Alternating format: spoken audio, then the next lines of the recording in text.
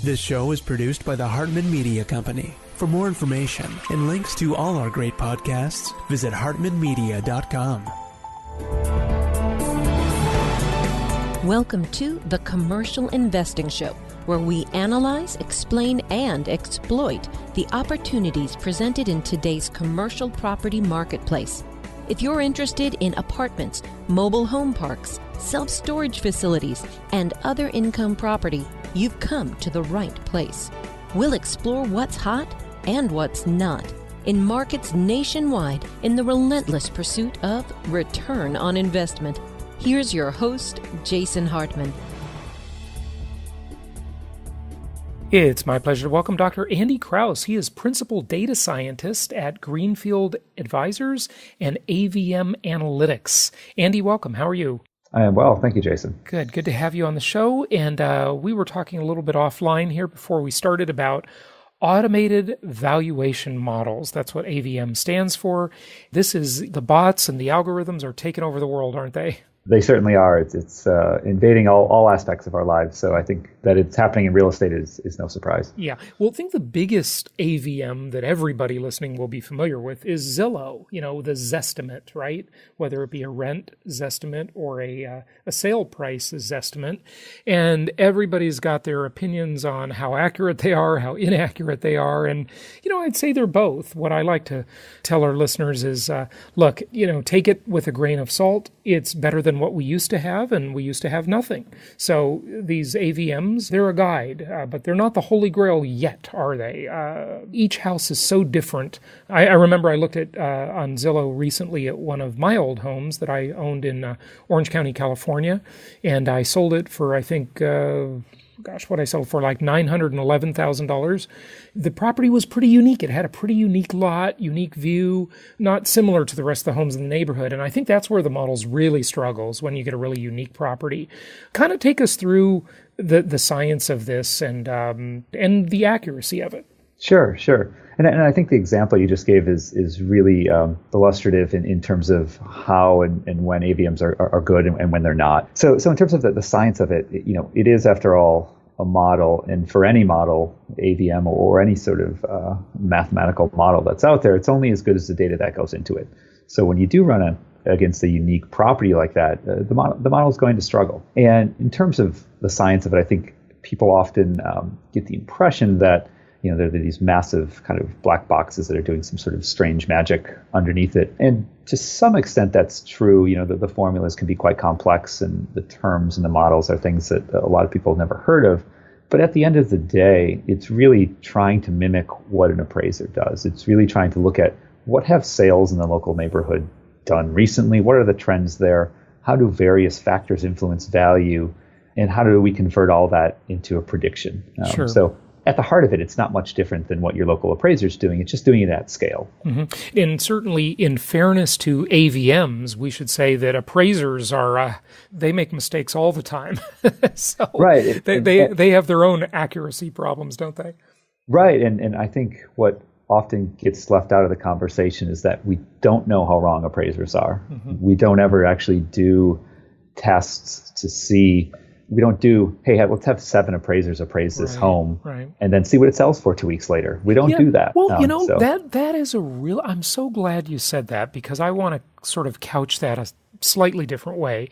Wouldn't it be nice if there was a database, and I don't think there is one, I may be wrong, but I really doubt there is one, of final appraised values on properties versus actual sales prices within, say, a month or something like that. So, you knew it was the same time. Because remember, folks, the ultimate appraisal on any property is a meeting of the minds between a ready, willing, and able buyer and a ready, willing, and able seller. When those two minds meet and the contract is signed, that is the best appraisal in the world, bar none.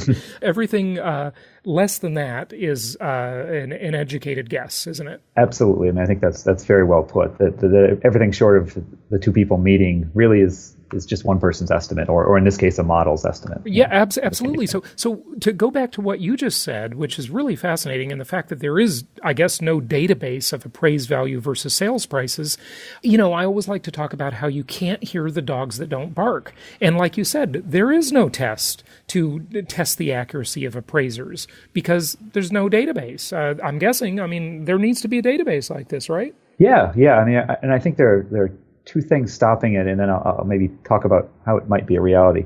I think that the first thing stopping is obviously price. I think a lot of people would love to do these sort of tests, but in order to have let's say we're having 7 appraisers do a home, okay, so that's a couple $1,000s for one home, and if you actually want to come up with some statistically meaningful estimate of how, if there's appraisal error and how much, you need to do that thousands and thousands of times. So there's just kind of a cost and time prohibition to it. And not only that, you need a house that's probably hasn't been listed yet that truly is sort of off the market to do this to, and then have it turn around and sell quite quickly. Mm-hmm. You just have a market dynamics that are kind of preventing that as well. It's two things that make that really difficult. Now, that's not to say it'll never happen. I mean, what I think we see in the industry of AVMs and real estate data more in general is like a lot of places, there's consolidation. And many of the mortgage big appraisal management corporations, the AMCs, are slowly being bought up. CoreLogic has purchased some of those companies. Some of the other big players are looking at that as well. Mm-hmm. I don't know the rationale, but there's a lot of data that comes with those appraisal management companies. Right. And that could lead to what I just hoped for, that database. If you do see a roll-up now, I hate the big corporatocracy and the monopolistic or duopoly type of thing, but it does have some benefits too. and that is you can get really clean, good data when it's not so fragmented, right? And so something like all these buyouts with CoreLogic and so forth, that could lead to some better data to make better AVMs, right? Yeah, absolutely. That is the other side of that coin. As consumers, sometimes we can suffer from monopolistic movements, but with it, sometimes some good stuff comes out of it too. Yeah. So it's a mixed bag. Yeah. Absolutely. Mm-hmm. Okay, go ahead with what you're saying though. Yeah, so I think just with the database, I think as a researcher and a developer in this space, I would love that database. There's many of us who would absolutely love to have that sort of data, but it just really doesn't exist at the moment. So when it hopefully does, it'll be interesting to see how well appraisers do. I suspect that they do quite well in many places. So yeah, absolutely. I don't think appraisers should fear that. I think that they should relish that because they have the local knowledge that the models often don't. So. Right. Use it as a tool rather than fearing it. Okay, so Correct. How do these AVMs work? Take us through kind of some of the details. Probably everybody sort of has a simplistic view. I do, at least I'll speak for myself. Hey, look, there's a computer database. You've got all these prices in there. You've got maybe certain remarks in the remarks section of the MLS listing. Got bedroom and bath count, square footage. What do they really do behind the scenes to come up with these valuations? So I think you hit on one of the most important things, and I think I mentioned this earlier, is really the data that goes into it. And a lot of the bigger firms that are doing AVMs, you've got to have a really solid database behind it. And it's a combination of, your local tax assessor who has information on, the home size, all that, biased as they may be, combining that with MLS data. That was sort of, if you look at AVMs a decade ago, that was kind of where the data stopped. What we see moving forward is this movement into, as you hinted at, text analysis, kind of the natural language processing of the remarks. You also see people starting to use image data. So whether it's an aerial image or Google Street View, trying to just slowly gather more information. And the two pieces of information that are always the hardest for AVMs to measure are condition and quality. It's really hard to know what's inside a house. And it's really hard to understand the quality of that home without having an inspection done, or, all the things that an appraiser does. So AVM companies have been really working hard to gather information on condition and quality, and that's through the photos and through the listing information. So all the improvements you see that, Zillow is listing how their error is going down, and House Canary says, they've got an error around 3%, and these people are publishing their error rates. A lot of those improvements are made by image processing and looking at the natural language processing of the comments. Okay, so they process the natural language, but what else happens really? You know, what is the software doing to come up with a value? Sure. So in sort of a nutshell, it's trying to find comps. I mean, that's maybe the easiest way to do it. It's not in the traditional way that an appraiser says, oh, here's the three most common. Mm-hmm. Most mathematical models within an AVM are going to look at somewhere, let's call it 10 to 100, maybe even more. But they're looking at a bit of a larger set of comps because statistical models need more than 3 observations to work properly. So in some ways, they're just trying to find what homes are similar to this home, what did they sell for, and how do we adjust for differences? It's really that simple. If you really look at an adjustment grid in an appraisal, you kind of follow that same logic through. The AVMs are just using a number of different statistical techniques to get to that same underlying logic. Okay, good. Do you want to tell us anything about the possible flaws with these models and then maybe some use cases? We talked about that a little bit off air, and we've seen the residential single-family home real estate business become much more institutionalized since the Great Recession. This is the AVM thing is, I think, a critical component of making that possible. So maybe you want to speak to that a little bit. So your first question, what are some possible flaws? The first thing that we all say in the modeling industry is, garbage in, garbage out. So if the data in your area is not particularly accurate or has a bias in one direction or another, the model's going to suffer for that. So it really is a question of having good data. It raises a lot of problems actually in the non-disclosure states, because actually getting the true sales price can be a bit difficult. So, if you ever wonder why. By the way, speak to that if you would. Sure. How many non-disclosure states are there? I think this has to end. This is one of the problems with real estate around the world. We've had many clients ask us, why don't we talk about international investing? And those markets are so opaque, it's ridiculous. It's very hard to understand the value because the data is just not there. The U.S. is a very special market in that way. But there are still some places where you have these non-disclosure areas. Which areas, if you know, are non-disclosure, and gosh, there's got to be a movement to stop that. We've got to make this stuff public so everybody can really know value. But go ahead. Yeah. So I think the number's not exact because some states are sort of on the border. I think there's somewhere around 15 to 17 non-disclosure states, mostly in the Mountain West and Southwest, South Central U.S.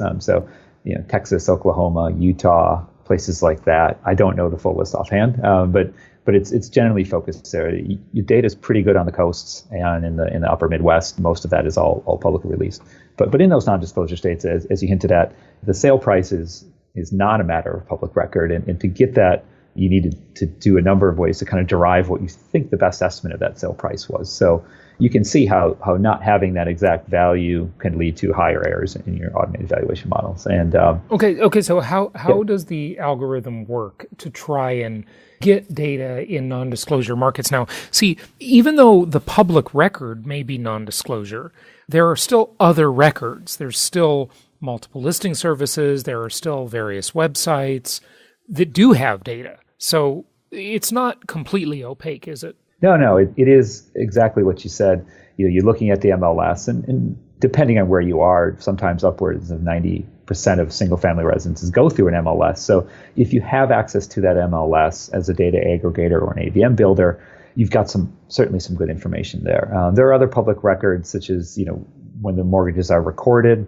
You can assume some loan-to-value ratios based on the way the mortgage has been recorded. Yeah, I'm glad you mentioned that. I wanted to speak to that a little bit, but don't forget your train of thought. Okay, so look at if the typical mortgage is 90% loan-to-value or 80% loan-to-value, the software can estimate what the purchase price was because it knows the recording amount of the mortgage. So if the mortgage is $80,000, hey, look, that home probably sold for $90,000 or $100,000, right? Correct. Okay. That's something that you then triangulate. You'd say, okay, I had that property address. What did I find in the MLS? Oh, do I have an MLS sale in there for $400,000? Hey, I've got a match here.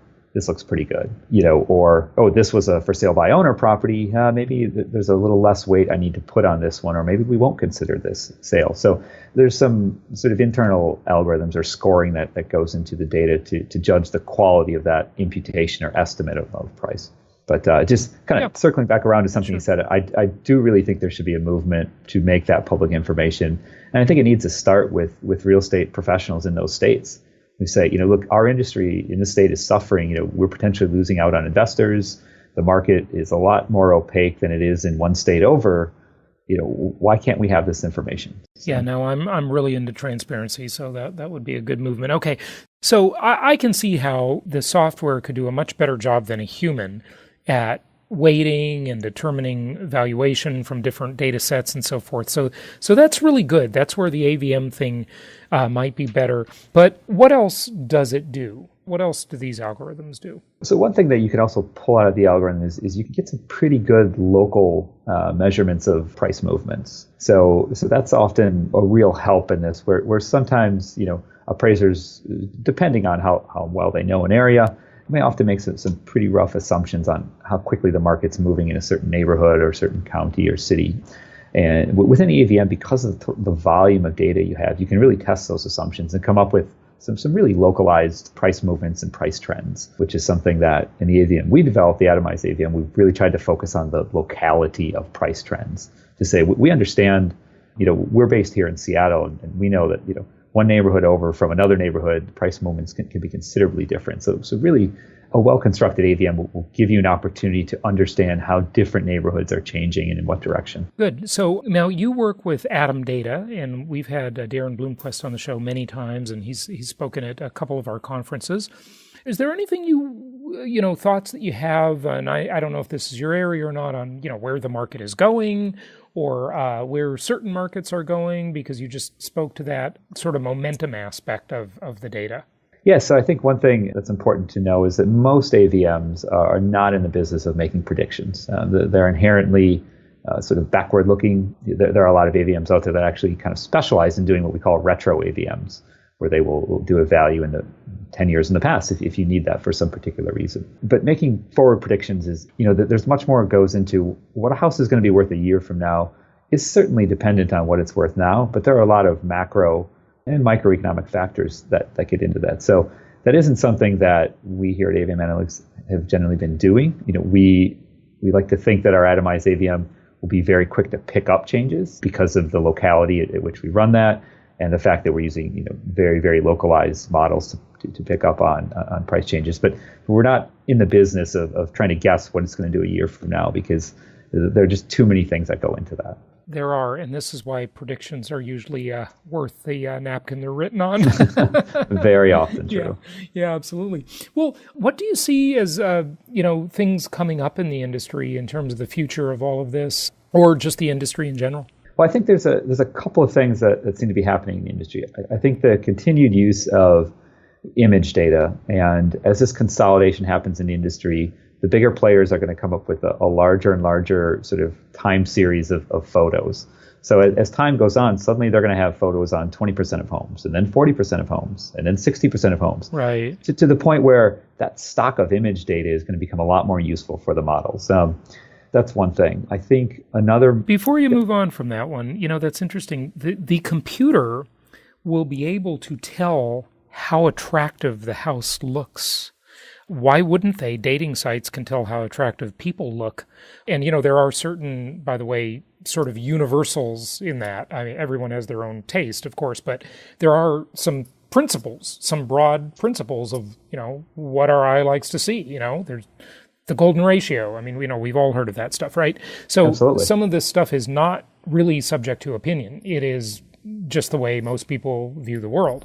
And so the image data on housing will someday, the computer will give a grade. It'll give a comp extra points for having good curb appeal or being neat and clean versus sloppy or decorated well or whatever, right? Absolutely. I mean, that's sort of where it's headed. And I think you can also then start to say, maybe we don't know if people like pink or white better.